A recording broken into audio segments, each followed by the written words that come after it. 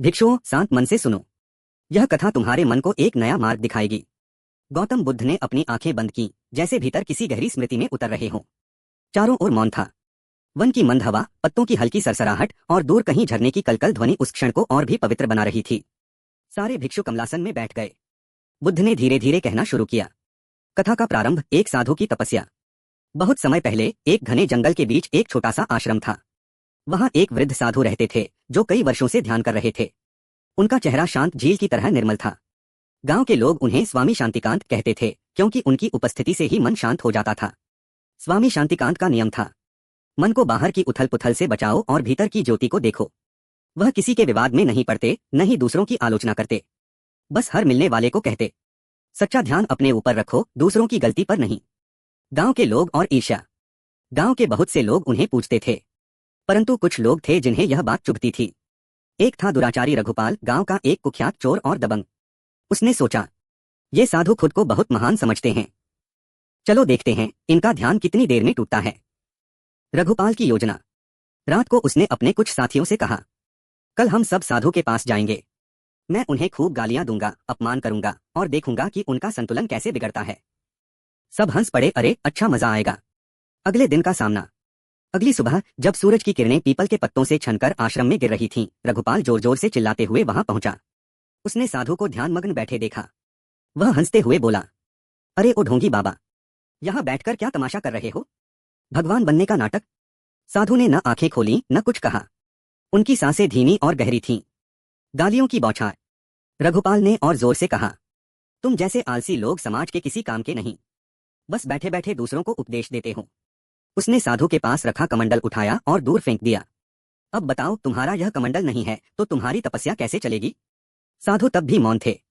उनका चेहरा वैसा ही शांत था जैसे शरद ऋतु का निर्मल आकाश। गांव वाले इकट्ठा होते हैं। शोर सुनकर गांव के लोग इकट्ठा हो गए। वे सोचने लगे, इतनी गालियां और अपमान सहने के बाद भी साधु कैसे शांत हैं? कुछ लोग रघुपाल को रोकने लगे, पर वह और उग्र हो गया। क्यों नहीं बोलते? डर गए क्या? तुम्हारा सारा ज्ञान तो ढोंग है। साधु का उत्तर। धीरे धीरे साधु ने अपनी आंखें खोली। वे मुस्कुराए और बोले, रघुपाल एक बात बताओ, अगर कोई तुम्हें एक उपहार दे और तुम उसे स्वीकार न करो तो वह उपहार किसके पास रहता है? रघुपाल हैरान। जिसने दिया उसके पास ही रहता है। साधु, तो जो तुम गालियां मुझे दे रहे हो, मैं उन्हें स्वीकार ही नहीं कर रहा। वे तुम्हारे पास ही हैं। शांत मन की शक्ति। साधु आगे बोले, मन सागर की तरह है। अगर कोई पत्थर फेंके तो थोड़ी लहरें उठती हैं, फिर सब शांत हो जाता है। लेकिन अगर हम हर लहर को पकड़ लें तो सागर कभी शांत नहीं होगा। मैं अपने मन के सागर को शांत रखना चाहता हूं।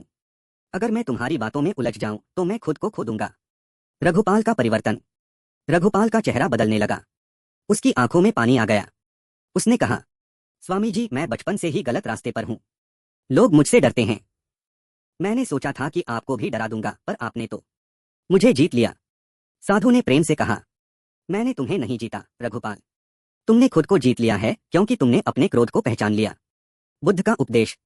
यहां तक कहानी सुनाकर बुद्ध ने अपने शिष्यों से कहा, भिक्षुओं, इस कहानी का अर्थ समझो।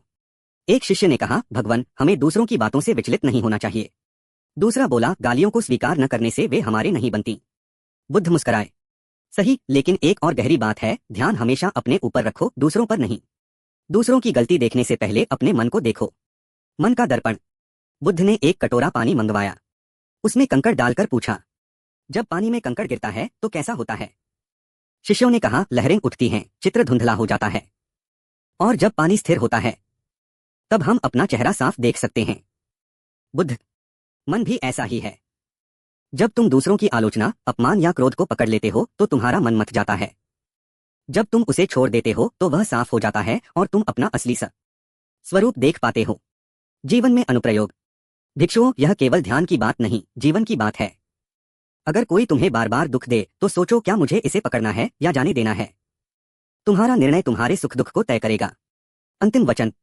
बुद्ध ने अंत में कहा, अपने दीपक खुद बनो। दूसरों की बातों से अपना ध्यान मत भटकाओ। अपने मन का रक्षक खुद बनो। यही मुक्ति का मार्ग है। सारे भिक्षु मौन में डूब गए। उनके चेहरों पर एक नई रोशनी थी। जंगल की हवा पहले से अधिक मधुर लग रही थी, मानो स्वयं प्रकृति भी इस शिक्षा को सुनकर शांत हो गई हो। इस विस्तृत कथा से शिक्षा। गालियां तभी असर करती हैं जब हम उन्हें अपनाते हैं। ध्यान अपने मन पर रखो, दूसरों की गलती पर नहीं। अपने भीतर की शांति को बचाना ही सच्चा ध्यान है। क्रोध को पहचानना ही क्रोध पर विजय की शुरुआत है।